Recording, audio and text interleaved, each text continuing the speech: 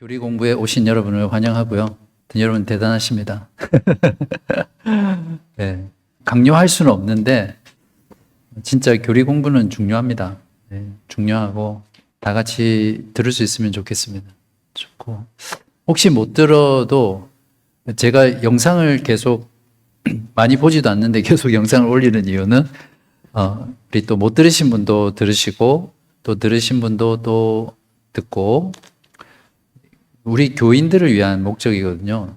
사실 저는 영상 안 올리고 싶은 게 혹시나 우리 교회에 오려고 미리 보통 요즘 찾아보잖아요. 홈페이지.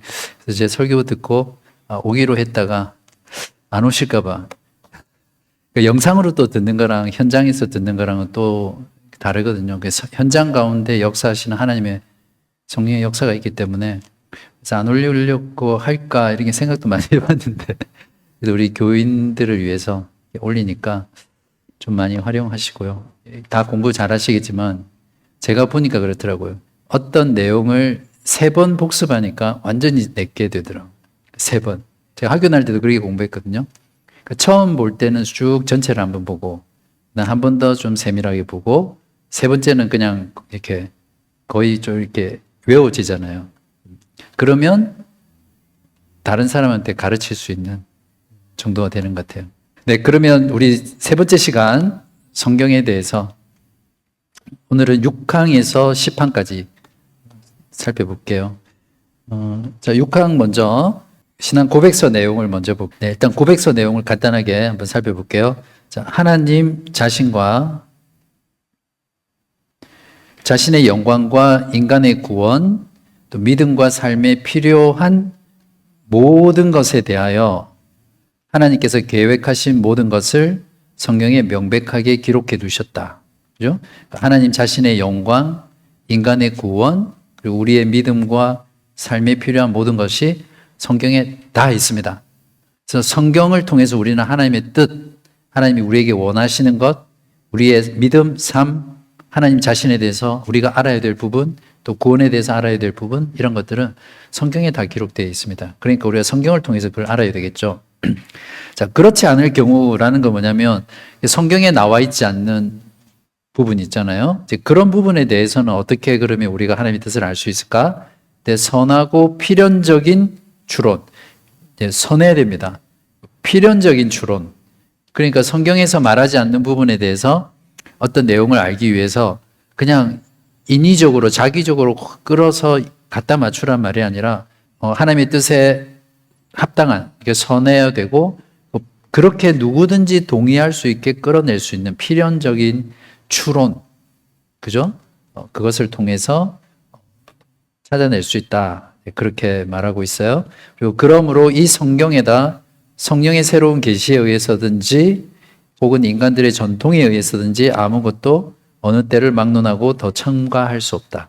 그러니까 성경에는 우리가 그 어떠한 것도 추가하거나 빼서는 안 됩니다. 그래서 1.1획도 더하거나 빼면 저주를 받는다고 말씀하셨죠. 그래서 오늘날 보면 우리 지난 시간에도 좀 했지만 성령의 새로운 계시다. 그래서 계속 계시를 받았다라고 주장하는 그런 내용들, 꿈, 환상 그런 것들. 또 심지어는 요즘에는 내면의 목소리. 기도하는데 하나님께서 이런 음성을 이런 느낌을 주셨어. 그걸 이제 하나님의 뜻이다 이렇게 그냥 너무 단정적으로 하는 경우가 있죠. 그다음에 인간들의 전통에 의해서든지 아무것도 어느 때나 첨가할 수 없다는데 예를 들면 그런 거 있잖아요. 옛날에 한국교회 있을 때 강대상 올라갈 때 신발을 벗어야 되냐? 신발을 신고 올라가야 되냐? 그런 거 가지고 막 교회가 나눠지고 막 싸우고 진짜 그랬어요. 이제 그런 거예요. 성경에는 강대상 올라갈 때 신발 신어야 되는지 벗어야 되는지 없잖아요. 그럼 그걸 어떻게 정하느냐 했을 때 여기 말한 것처럼 좀 너무 극단적인 얘기긴 한데 선하고 필연적인 추론에 의해서 해야 된다. 이제 그런 내용입니다. 갈라디아서 1장 8절에서 9절 보시면 그러나 우리나 혹은 하늘로부터 온 천사라도 우리가 너희에게 전한 복음 외에 다른 복음을 전하면 저주를 받을지어다. 그래서 저는 이 말씀만 봐도 사도 바울이 가르쳐준 복음, 즉 예수 그리스도와 12 사도를 통해서 우리에게 성경의 기록으로 남기고 가르쳐준 그 복음 외에 다른 복음을 전하면 그 저주를 받는다. 정말 무서운 말씀이잖아요. 근데 우리가 살아가는 이 시대 가운데 특히 이제 목회자들의 문제죠. 말씀을 전할 때 진짜 다른 복음을 전하는 자는 정말 두려워해야 될 것 같아요. 나중에 하나님 앞에서 반드시 거기에 대한 책임과 심판을 받을 건데, 저도 마찬가지죠. 제가 잘못된 복음 혹시 전하면 어떡하나 늘 두려워요. 분명히 다른 복음을 전하면 저주를 받는다고 했으니까요. 자, 9절에도 우리가 전에 말하였거니와 내가 지금 다시 말하노니 만일 누구든지 너희가 받은 것 외에, 그냥 이걸 쉽게 이야기하면 성경 말씀, 그리고 이 말씀을 통해서 가르친 교리를 말해요. 여러분들이 교리하면 자꾸 성경 말씀하고 분리해서 생각하거든요. 근데 그게 철저히 잘못된 생각이에요. 제가 신학교에서도 교수님들이 그런 걸 많이 가르쳤지만 성경을 읽고 연구하고 묵상하고 해석해서 결국에는 가르칠 때는 사람은 그래요. 그냥 성경 말씀을 텍스트에 있는 그대로 가르칠 수가 없거든요. 정리를 해야 돼요. 그게 교리거든요. 그러니까 성경 말씀의 최종적인 결과는 교리예요. 마치 그 엑기스라고 그러죠. 많은 한약 재료를 다 넣어서 달여서 제일 마지막에 어떻게 먹습니까? 한약을 다 건강하셔서 한약을 별로 안 드셔서 잘 모르는 것 같은데 저는 한약을 많이 먹었어요. 어릴 때 약해가지고 몸이. 그러면 그거 넣어서 마지막에 이렇게 짜가지고 지금 다 자동으로 되지만 그 액기스를 먹는 거잖아요. 그게 교리라니까요. 그러니까 성경과 말씀 교리를 분리해서 생각하면 안 돼요. 교리. 그러니까 다른 교리를 전하면 저주를 받는다. 이렇게 표현할 수도 있는 거예요. 그러나 말씀으로 계시되어 있는 그러한 것들을 구원론적으로 이해하는 데는 말이 조금 어려운데, 자, 성경 말씀을 읽고 구원을 받으려면, 그렇죠? 누구나 성경은 읽잖아요. 근데 똑같이 성경을 읽어도 어떤 사람은 구원을 받지 못해요.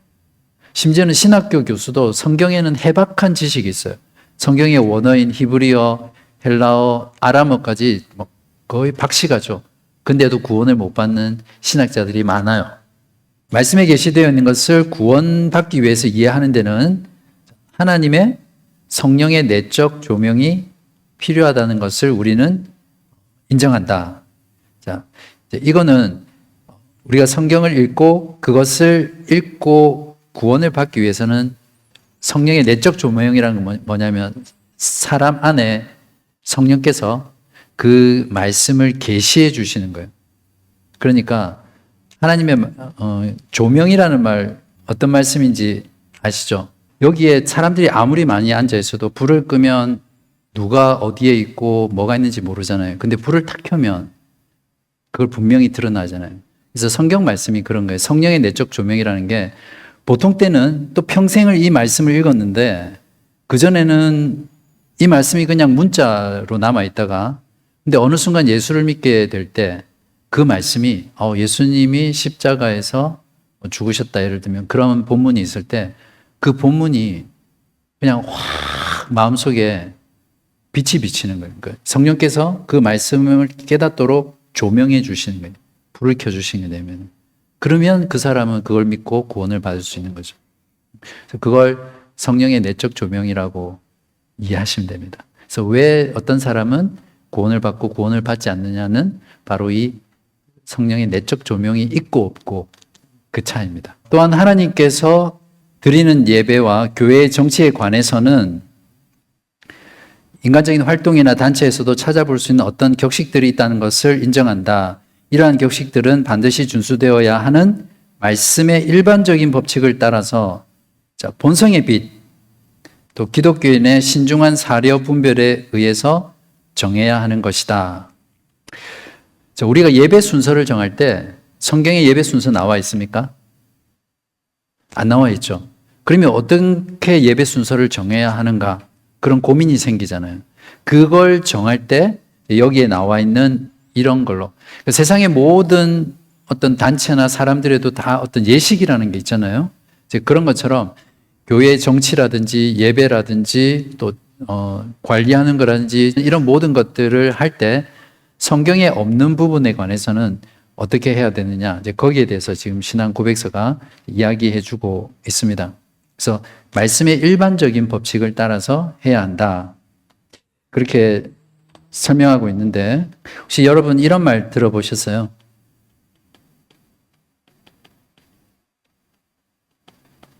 디아포라. 비본질적인 거라는 거예요. 그러니까 성경에 없는 비본질적인 것을 정할 때 어떻게 해야 하느냐. 그러면 예배 순서를 정할 때 우리는 어떤 걸 넣고 어떤 걸 빼고 해야 되느냐. 그런 걸 정할 때 분명히 하나님께 예배하는 거니까 정해야 되잖아요. 그래서 자, 루터나 루터파는 어떻게 했냐면 성경에서 금지하지 않는 거는 금하지 않기 때문에 뭐든지 할 수 있다는 거예요. 그래서 루터파는 로마 가톨릭에서 하는 예배의 많은 순서들을 그대로 받아들입니다. 예배 때 춤추는 거 성경이 금지하고 있습니까? 금지 안 하고 있어요? 그러면 할 수 있는 거예요. 네. 자, 근데 칼빈은, 개혁파 신앙은 예배 성경에서 금지하지 않으면 다 할 수 있는 게 아니라 성경에서 하라고 한 것만 해야 된다. 그렇게 해서 예배 순서를 만들었어요. 그러니까 성경에서 춤을 춰야 된다, 이렇게 명하고 있지 않는 거는 안 하는 거예요. 어떤 게 맞는 것 같으세요? 둘 다 맞습니까? 이게 맞죠? 물론 이건 무조건 잘못됐다 그렇게 말할 수는 없지만, 성경에서 금하지 않는 거는 모든 걸 허용하게 되면 결국 인간의 그 악한 본성상 예배를 경우로 하면 예배가 정말 난잡하게 될 수 있어요. 그리고 하나님의 뜻에 맞지 않게 드릴 수 있죠. 아까 신앙 고백서처럼 말씀의 일반적인 법칙을 따라서 말씀의 어떤 원리가 있거든요. 그리고 본성의 빛, 기독교인의 신중한 사려 분별에 의해서 정했을 때 예배에 들어가야 될 것, 또 들어가지 말아야 될 것, 이것은 성경에서 명한 것에 따라서 들어가야 된다.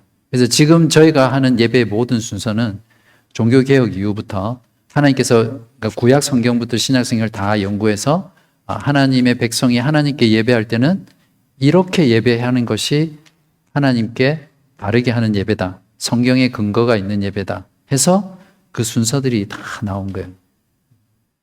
예를 들면 강복선언 같은 거 있죠. 그거는 민수기에 나오는 아론의 축복, 아론의 제사장적인 축복, 그걸 근거로 강복선언이라는 순서를 종교개혁자들이, 그러니까 로마 가톨릭의 잘못된 예배를 개혁하면서 그 부분을 넣었던 거예요. 그런 식으로 조금 전에 했던 그 내용을 조금 정리를 해서 설명하고 그 다음으로 넘어갈게요. 그 고백서는 성령에 의한 것이든 전통에 의한 것이든 성경의 새로운 계시를 추구하는 것을 금지하고 있는데, 그 중에 대표적인 예를 들면 신사도라는 거 들어보셨죠? 네, 신사도라는 이단, 그리고 시한부 종말론자들, 이런 사람들은 예수님께서 몇 년, 몇 월, 며칠, 어디에서 언제 오신다, 이런 것들로 해서 계시를 추구하는 거죠. 추가. 그런 것들은 다 성경적이지 않다. 그리고 우리가 계시된 말씀을 듣고 구원을 받고 깨닫기 위해서는 하나님의 성령의 내적인 조명이 필요하다. 이 부분. 그래서 여러분이 성령의 내적인 조명이라는 이 내용을 잘 알고 있으면 복음을 나눌 때도 또 이해할 때도 정말 도움이 돼요. 복음이 전해졌는데도 어떤 사람은 회개와 믿음으로 예수님께 나오고 어떤 사람은 나오지 않는 이유가 바로 이 차이입니다. 복음이 선포되는 건 외적인 부르심인데, 그 복음을 듣고 주님께 나오는 사람은 성령께서 내적으로 조명을 해주시는 거예요. 그 복음의 말씀을. 그래서 그 복음을 깨닫고 알게 해서 회개와 믿음으로 반응하게 하는 거죠. 자, 외적인 부름, 내적인 부름. 자, 이렇게 이해를 하고 있으면 우리가 신앙생활 할 때 많은 부분들이 좀 선명해지죠. 하나님의 모든 뜻의 교리는 명시적인 것과 선하고 필연적인 추론에 의한 것 두 가지가 있다고 했는데, 명시적인 것은 말 그대로 성경에 그대로 나와 있는 거예요. 이거는 이렇다. 이거는 이렇게 해야 된다. 이거는 하지 마라. 이게 명시적인 거고, 그 외에 없는 거는 이제 선하고 필연적인 것으로 이게 추론에 의한 것이 두 가지죠. 하나님의 교리는. 자, 그러면 주일 공예배, 우리 주일 오전에 드리는 예배는 명시적이에요? 아니면 선하고 필연적인 추론에 의해서 나온 것이에요? 그 명시적이라는 거는 분명하다는 거예요. 그러면 우리가 하나님의 백성들이 교회로 모여서 토요일 날 예배할 수 있다. 맞습니까? 그런 교회들 많잖아요. 요즘 한국의 어떤 큰 교회는 토요일 날 주일 예배를 토요일로 해서 센세이션을 일으키는 교회도 있던데. 뭐 그렇게 주장할 수도 있죠, 신학적으로나. 그러나 개혁 신앙은 주일 공 예배는 그리스도께서 부활하신 주일, 뭐 아침이든 저녁이든 오든 상관없겠지만 주일에 하나님의 백성들이 모여서 하나님께 예배하는 그걸 이제 주일 공 예배는 명시적으로 돼 있죠. 자, 그렇지만 예배의 횟수, 순서 뭐 이런 것들은 우리가 그냥 아무렇게나 다 자유롭게 정하는 것이 아니라 그것도 말씀의 법칙에 따라 또 우리의 이성의 빛, 또 신중한 고려 이런 것들을 통해서 결정을 해야 되죠. 예배 시간에 양복 입는 거 이거 어떻게 해야 돼요? 한국 교회 목사님 다 양복 입잖아요. 쫙 빼입잖아요. 그럼 수요 예배 드려야 되나요? 한국 교회는 수요 예배 안 드리면 큰일 나잖아요. 모든 교회는 개척교회든 어떤 교회든 수요 예배 그리고 새벽 예배는 반드시 있어야 되는 그런 건 어떻게 정해야 되죠? 조금 전에 했던 그런 원리에 의해서 생각하고 판단하면 됩니다. 자, 그 다음 7항은 뭐냐면 성경의 명료성에 대한 건데요. 성경의 모든 것들은 그 자체가 한결같이 명백하거나, 자, 이 말은 뭐냐면 성경의 모든 부분들이 무슨 뜻인지 명확하게 이해할 수 있다 이 말이에요. 맞습니까? 그렇지는 않죠. 그렇지 않은 모호한 본문들이 많습니다. 그래서 그런 본문들 같은 경우는 신학자들 간에도 논쟁이 되는 부분들이 많이 있죠. 또 모든 사람이 한결같이 분명하게 이해할 수 있는 것은 아니다. 이게 성경의 명료성이에요. 성경이 어떤 사람에게는 분명하게 이해되지만 똑같은 구절인데 이해가 되지만 또 어떤 사람에게는 명확하게 이해되지 않는 부분들이 있을 수 있다. 이제 이런 말이죠. 자, 베드로후서 3장 16절에 보시면 또 그의 모든 편지에도 이런 일에 관하여 말하였으되 그 중에 알기 어려운 것이 더러 있으니, 사도 바울이 쓴 글 중에 성경 중에 이해하기 어려운 글들이 있는 거예요. 무식한 자들과 굳세지 못한 자들이 다른 성경과 같이 그것도 억지로 풀다가 스스로 멸망에 이른다. 주로 이런 거 누가 많이 합니까? 그러니까 성경에 있는 알기 어려운 본문을 막 그걸 억지로 끼워 맞추고 또 알레고리하게 풍류적으로 해석하고 이렇게 하면서 막 가르친 그런 사람들. 즉 그렇게 풀지 말라는 거죠. 어렵고 모호한 본문은 그냥 그대로 모호하게 놔두라는 거죠. 성경이 분명하게 말하지 않으면 거기서 스톱. 또 성경이 분명하게 말하면 거기서 분명하게 말을 해야 된다는 거예요. 자, 그렇지만 구원을 얻기 위해서 알아야 하고 믿고 지켜야 할 필요가 있는 것들은 성경 안에 여러 곳에 아주 분명하게 제시되어 있고 밝혀져 있기 때문에, 그러니까 우리가 믿고 구원받기 위해서 알아야 될 모든 내용은 성경에 분명하고 정확하게 기록되어 있습니다. 만약에 성경을 읽다가 또 아니면 배우다가 해석하기 어려운 본문들이 있잖아요. 그런 본문을 만나면 이거는 우리가 구원받기 위해서 반드시 꼭 알아야 되는 것은 아니다 이렇게 생각하시면 돼요. 근데 그거 가지고 막 서로 피 터지게 싸우면서 네가 맞니 내가 맞니 하면서 너는 2단이야 우리는 3단이야 막 이래서 그렇게 할 필요가 없다는 거예요. 일단 모호한 본문이다. 막 여기서는 이렇게 말하고 저기서는 이렇게 말하고 그런 본문이 나오면 그거는 그런 본문을 가지고 어떤 교리를 만드는 거는 별로 바람직하지 않은 거죠. 자, 그래서 모든 사람이 성경을 읽고 구원을 받아야 되잖아요. 성경의 교리를 통해서. 그렇기 때문에 교육을 받은 사람뿐만 아니라 받지 않은 사람일지라도 통상적인 방법을 적당하게 사용하기만 하면 그것들을 충분하게 이해할 수 있다. 시편 말씀해 보시면 주의 말씀을 열면 빛이 비치어 우둔한 사람들을 깨닫게 하나이다. 혹시 이런 경험 여러분 자주 하세요? 성경 말씀을 다 읽는데 내가 좀 똑똑해지는 것 같아. 그런 경험 없으세요? 없으시다면 하시기를 바랍니다. 사실 성경 창세기 1장을 딱 읽잖아요.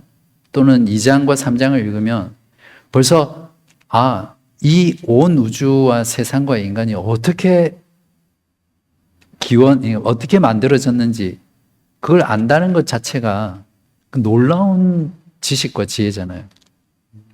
그래서 아무리 교육을 받지 못한 그런 나이가 연세가 많으신 할머니든 어떤 사람도 성경을 읽으면 성경의 진리를 깨닫지 못한 석박사 그런 사람보다 훨씬 더 지혜로워요.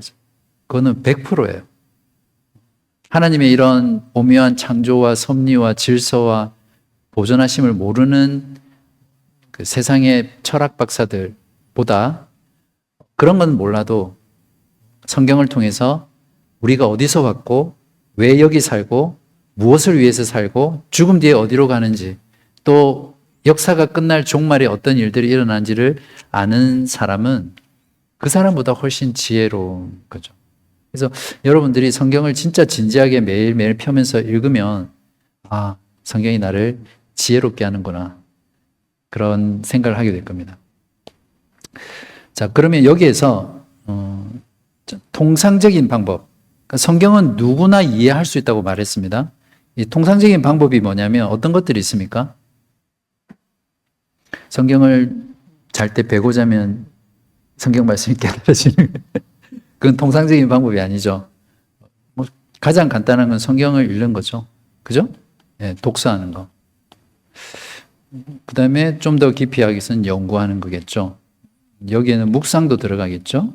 그리고 책이라든지 특히 하나님께서는 에베소서 4장에 보면 나오지만 하나님께서 하나님의 교회에다가 주신 선물이 있어요. 그 선물이 뭐냐면 목사와 교사예요. 같은 사람인데 하나님께서는 목사와 교사를 직분자로 주셔서 그 사람을 통해서 하나님의 진리의 말씀을 가르치고 그것으로 구원 얻게 하는 은혜를 주신 은혜의 방편이에요. 그러니까 목사나 교사가 목사인 교사가 특별히 어떤 특별한 사람이 아니어서 그래서 이런 목사와 교사의 설교 또 가르침, 성경 공부 이런 것들이 다 통상적인 방법이에요. 또 코이노니아 그룹에서 같이 성경을 보고 나누는 것, 또 서로 가르치는 것, 1대1로 또 누군가 가르치고 이런 것들이 이제 통상적인 방법이에요. 그런 수단까지도 다 포함해서 누구나 성경을 읽을 수 있습니다. 우리가 좀 중요하게 생각해야 될 게 여기 보시면 성경의 필수적인 교리는 비밀스럽거나 감추어져 있지 않고 누구나 알 수 있도록 기록되어 있다고 했는데 제가 종종 그런 말을 들어요. 성경은 너무 어렵다. 성경을 읽는데 너무 어렵다. 무슨 말인지 모르겠다. 이제 그렇게 말씀하신 분들을 종종 들어요. 그건 아마 창세기를 읽다가 레위기에서 멈췄기 때문에 그렇지 않나. 그러니까 족보에서 시험 들어가지고 읽기를 중단해서 그렇지 않나 싶지만 우리가 인식을 좀 바꿀 필요가 있습니다. 성경은 하나님께서 누구나 읽고 이해할 수 있도록 명료하게 인간의 언어적인 표현으로 주신 거기 때문에 성경은 누구나 이해할 수 있다. 이런 생각이 있어야 돼요. 자꾸 성경이 어렵다 이런 생각이 막 박히니까 성경을 안 읽으려고 하는 거예요. 그리고 성경을 읽을 때도 뭔가 자꾸 어떤 뭐라고 하죠? 그런 주석이나 설명이나 외부적인 그런 걸 자꾸 참고하려고 해요. 근데 중요한 건 성경의 명료성에 따라서 성경은 누구나 통상적인 방법을 통해서 이해할 수 있게 주어졌다는. 그래서 그 성경을 읽고 구원 얻는 교리를 알고 구원 받을 수 있어요. 상당한 분들이 그냥 인생 가운데 굉장히 괴로워서 어떤 연유에서든 성경을 집어서 성경을 읽는 거예요. 혼자 성경을 읽다가 예수님을 믿게 된 경우가 종종 있어요. 들어보셨죠? 교회사 속에서도 어거스틴 같은 그런 사람도 성경의 한 구절을 담 너머에 들리는 그 아이들의 장난 있는 그 소리를 듣고, 근데 그 구절을 듣고 로마서 말씀이었던 것 같은데 이 사람이 완전 회개해요. 회개하면서 그때 회심하는 경험을 하거든요. 그래서 우리가 성경이 어려운 거는 일단 성경을 안 읽기 때문이고 또 성경을 전체적으로 읽지 않기 때문이에요. 그리고 또 더 중요한 거는 성경을 알려고 하지 않기 때문이에요. 생각해 보세요. 여러분이 어떤 분야든 여러분 직업과 관련해서 전공 분야가 있을 거예요. 그러면 그걸 위해서 얼마나 공부하셨습니까? 윤영 집사님 간호 공부할 때 참 열심히 하셨죠. 네, 우리 디자인이든 또 일렉트리션이든 뭐든지. 근데 왜 성경은 알기 위해서 그렇게 공부를 안 하는지인 거죠. 두 분을 말씀하는 게 아니라, 그러니까 성경만 딱 대하면 그냥 가만히 있는 거예요, 수동적으로. 그걸 알려고 하지 않고. 근데 내가 생업을 위해서 필요한 전공 분야를 익히고 알고 경험하기 위해서 쏟는 그 노력의 100분의 1만 해도 진짜 성경 모를 사람 없어요. 뭐 저만큼 할 수 있을 거예요. 이 성경의 명료성의 교리는 초대 교회 이후부터 교회 역사 속에서 계속해서 도전을 해왔어요. 대표적인 게 영지주의라는 건데요. 영지주의가 뭔지 여러분 들어보셨어요? 자, 영지주의는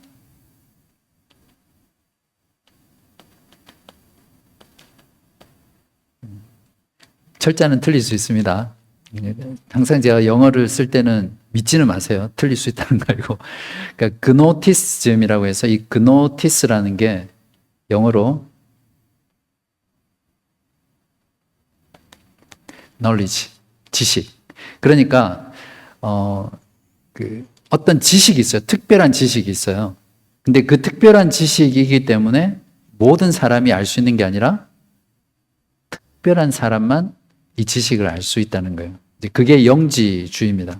그래서 거룩한 것과 세속적인 것을 딱 구별시켜서 나누는 그런 사상인데 굉장히 복잡한 거지만 아주 쉽게 이야기를 예를 들면 옛날에 로마 가톨릭은 신부를 성직자라고 그랬잖아요. 근데 지금도 교회 목사를 보고 성직자라고 그렇게 부르는 사람들이 지금도 있죠. 그리고 예배당을 뭐라고 불러요? 성전. 그런 사상들이 다 영지주의의 영향을 받은 로마 가톨릭에서 이렇게 흘러나온 거예요. 그래서 거룩한 직업이 있고 세속적인 직업이 있어요.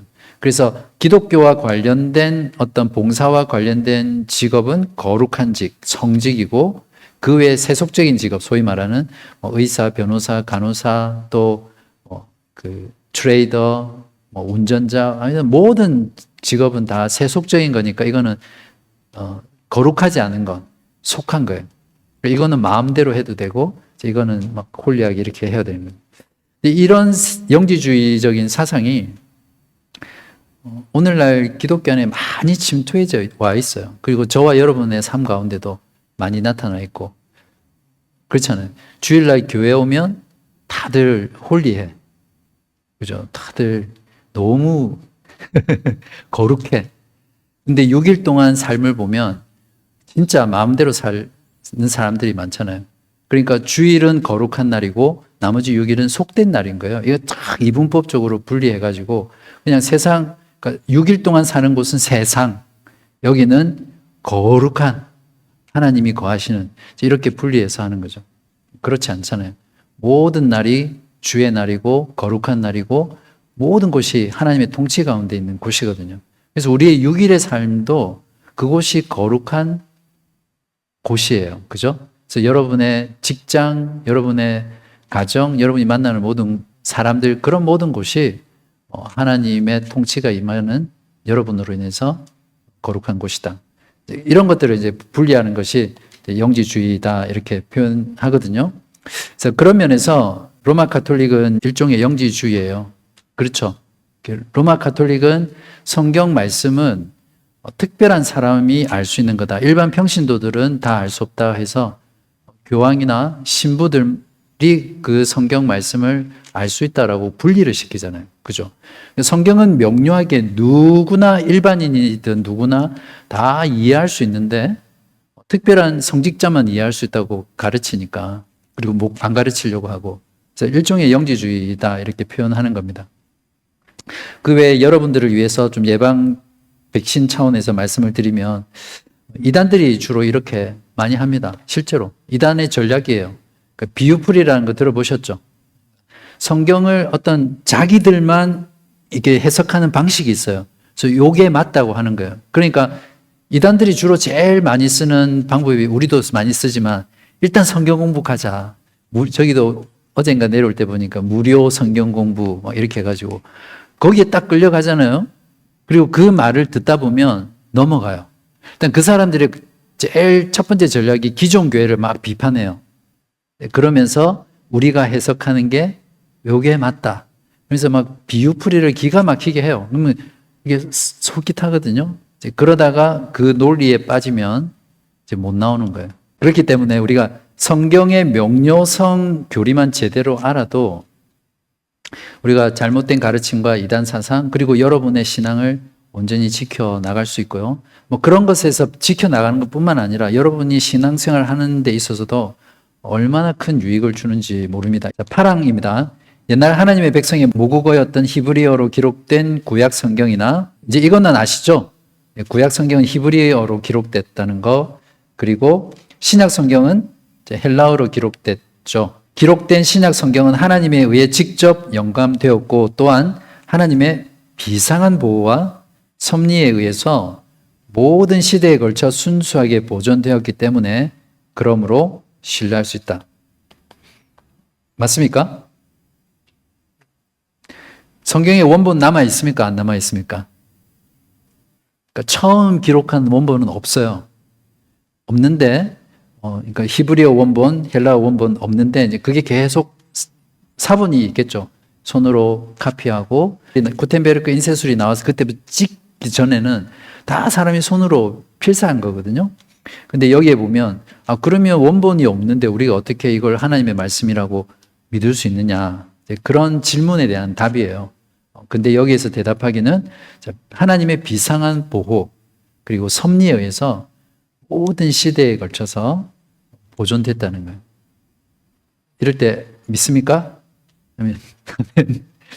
이 전율이 오지 않나요? 하나님이 그 수천 년의 역사 동안 하나님의 원본의 말씀이, 원본이 없지만 이렇게 지금까지 보존해 오셨다는 게, 그게 하나님의 섭리죠. 그래서 우리가 신뢰하고 성경을 읽고 또 그 안에서 살아가는 겁니다. 마태복음 5장 18절, 진실로 너희에게 이르노니 천지가 없어지기 전에는 율법의 1.1획도 결코 없어지지 아니하고 다 이루리라. 제가 말씀드린 대로 사본이 정말 우리가 믿을 수 있느냐라고 했을 때, 사람이 옮겨 적었기 때문에 오류가 없을 수는 없습니다. 오류가 있어요. 그래서 잘못 옮겨 적는 경우가 생기는 거거든요. 근데 그 오류라고 발견되는 거는 거의 다 전치사, 관사, 뭐 이런 것들이에요. 그래서 실제로 그 본문이 가리키는 핵심적인 교리나 의미 같은 것들은 전혀 손상을 주지 않고, 또 다른 여러 가지 사본들을 비교해 보면 원래 어떤 말이었다라는 것을 다 추론할 수 있습니다. 그러니까 원본이 어떤 것인지를 이렇게 보존할 수 있죠. 예를 들면 신약 성경의 사본이 5,000개가 넘는데 그 5,000개를 서로 다 비교해서 다 똑같은 거는 원본에 있는 거죠. 근데 다른 거는 서로 비교해 보는 거예요. 그렇게 해서 원본을 찾아가는 연구가 뭐 많이 되어 있고, 이제 그런 면에서도 우리가 사본일지라고 이더라도 우리가 하나님의 말씀으로 신뢰하고 받아들일 수 있다. 그리고 다른 부분이라도 하더라도 하나님의 구원에 관한 교리나 의미 부분에 있어서 다른 요소가 거의 없다. 이제 그런 거죠. 하나 예를 들면, 이것도 하나님이 그 이스라엘 백성들을 통해서 성경을 보존하기 위한 어떤 장치였던 것 같은데, 이스라엘 백성 중에 서기관들이 있죠.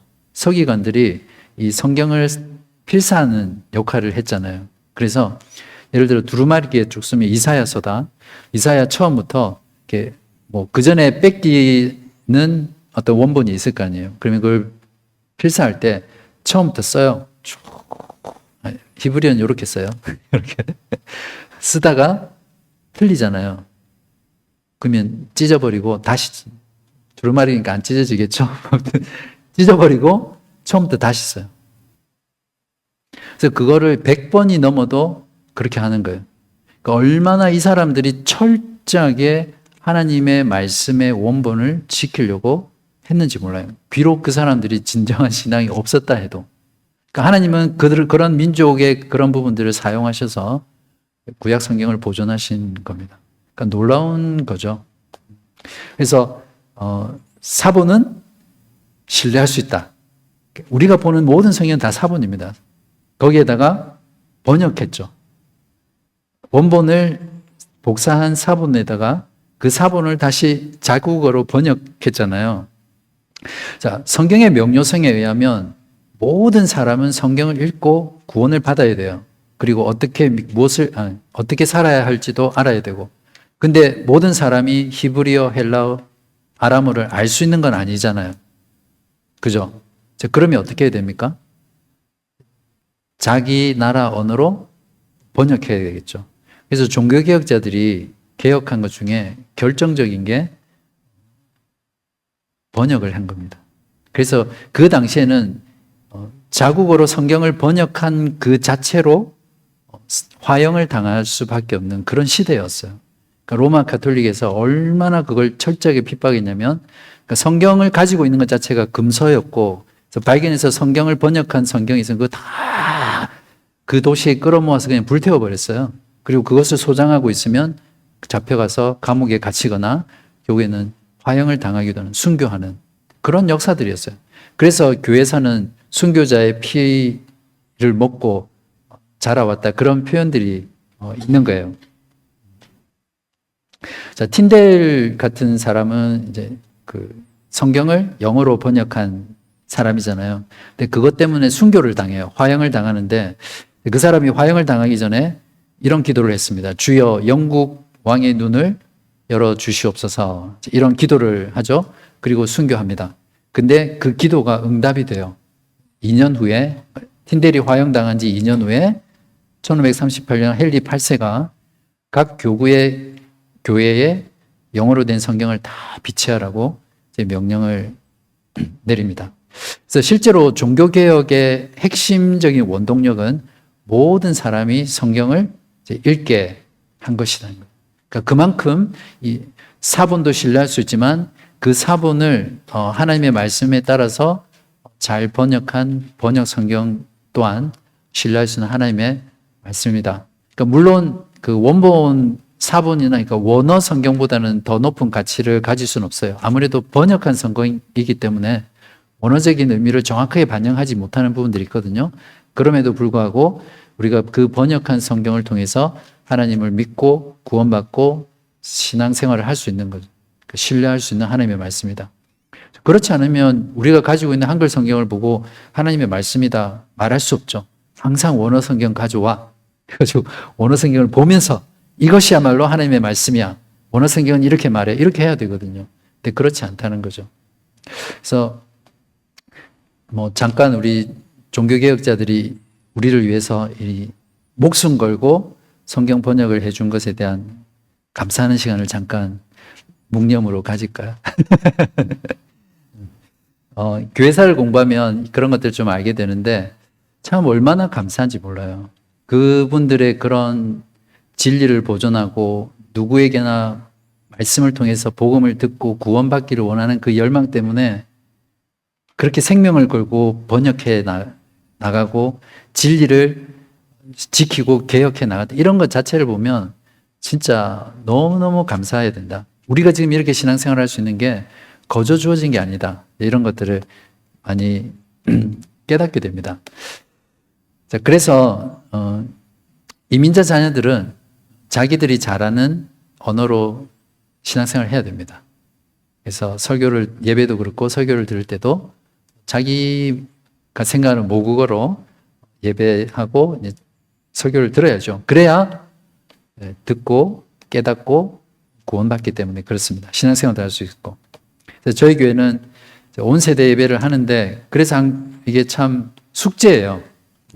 그래서 특별히 이제 부모님들, 자녀 둔 부모님들이 아이들이 한글 공부를 어릴 때부터 꾸준하게 잘 시켜서 한국어로 들었을 때 예배에 충분히 참석하고 말씀을 이해할 수 있는 정도까지 교육을 시켜야 되겠죠. 근데 노력을 했는데 안 돼요. 그러면 어쩔 수 없잖아요. 못 알아듣는데 계속 여기 앉아서 우리는 온 세대 예배야. 성경은 분명히 온 세대 예배를 가르치고 있어요. 그는 이제 같은 언어를 쓸 때 그런데 그런 경우는 어쩔 수 없죠. 저도 그런 경우를 무조건 온 세대 예배로 해서 예배에 같이 해야 된다고 강요하진 않거든요. 그럴 때는 어떻게 해야 됩니까? 영어 예배, 그렇죠. 10시에 아이들 위한 주일학교가 있고 또 청소년들은 1시 반에 있어요. 그래서 거기에 보내야 돼요. 그럴 때는 대안이 있으니까. 저희 교회에 그런 대안이 있어서 또 감사한 것 같아요. 또 저희가 또 나중에 사람이 또 많아지면 또 우리 아이들만을 위한 그런 영어 주일학교가 있을 수도 있겠지만 지금은 교육을 철저히 해서 하다 안 되면 판단해서 보내는 게 필요합니다. 구항에 보면 성경 해석의 원칙인데 성경 해석을 위한 무한 법칙은, 그러니까 오류가 없는 법칙은 성경 그 자체이다. 그러므로 어떤 성경 구절에, 이게 중요합니다.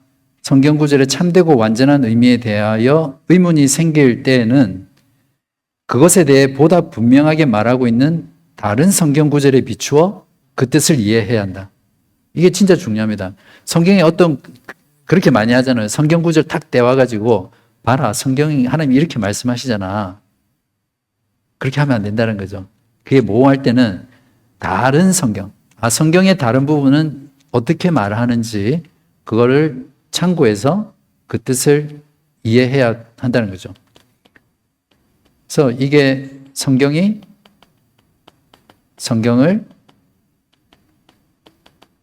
해석한다. 이게 종교개혁의 성경 해석의 원칙입니다. 여러분이 성경을 읽거나 공부하다가 그런 부분들을 만날 때마다 항상 성경을 해석하게 한다. 이렇게 이해를 하시면 되겠습니다. 시판 신앙 고백서는 성경의 최고 재판관, 그러니까 마지막 그 성경의 뜻을 결정하는 최고 재판관은 성령이라는 그런 말씀이거든요. 이 재판관에 의하여 종교에 관한 모든 논쟁들이 결정되어야 하고 교회의 모든 신조들과 고대 교부들의 학설과 사람들의 교훈들과 거짓 영들이 검토되어야 하고 그의 판결에 우리는 순복해야 한다. 그런 말씀을 하니까 성령이 최고의 성경의 재판관이 되되 그 아래 하급 재판관들이 있어요. 이제 그게 뭐냐면 교회에서 하는 종교 회의 또 목회자들의 가르침 이제 그런 것들도 성령의 어떤 그 권위 아래에서 가르쳐지기 때문에 이제 그런 것들을 통해서도 우리가 순복하며 따라가야 된다. 그런 말씀을 하고 있습니다. 자, 이렇게 해서 제가 구항과 시합항은 조금 빨리 이렇게 넘어갔는데 여러분들이 교재를 보고 조금 더 이해를 하시고요. 이제 성경에 대한 교리 전체의 결론을 맺고 마치도록 하겠습니다. 지난 2번의 강의를 통해서 여러분은 어떤 것들을 배우고 또 실제로 여러분의 삶에 어떻게 적용하려고 이렇게 생각해 보셨어요? 첫 번째는 성경은 하나님의 말씀이라는 거. 이 사실 하나만 우리가 마음에 깊이 새겨도 성경에 대한 또 다른 태도, 또 성경을 어떻게 읽고 어떻게 살아야 할지에 대한 부분들에 많은 도전을 줄 겁니다. 그리고 또 하나는 우리가 지난 2번의 강의를 통해서 무슨 성경만이 최고의 권위를 가지고 있다는 거. 그래서 모든 논쟁, 분쟁, 결정에 있어서 성경이 가장 위에 있다는 거. 그래서 성경이 말씀하면 거기에 순종해야 된다는 거. 그게 참 중요하고요. 그리고 지난 시간에 했던 건데요. 계시의 종결성이라는 거. 너무너무너무 중요하죠. 그러니까 이제 성경 66권이 완성된 뒤에는 이제는 더 이상 새로운 계시가 필요가 없습니다. 이제 우리는 신앙생활할 때 이 하나님의 기록된 말씀, 하나님께서 말씀을 통해서 계시한 거기에 따라서 신앙생활하면 충분합니다. 그래서 그것을 성경의 충분성이라고도 하죠. 자, 네 번째, 성경만이 믿음과 삶의 준칙, 즉 지키고 따라가야 될 원리다. 그렇게 볼 수 있겠습니다. 여러 가지 것들을 했지만 크게 이 네 가지만큼은 여러분이 마음속에 잘 새기고 앞으로 신앙생활을 주님의 뜻에 맞게 잘 해 나가기를 간절히 기도합니다.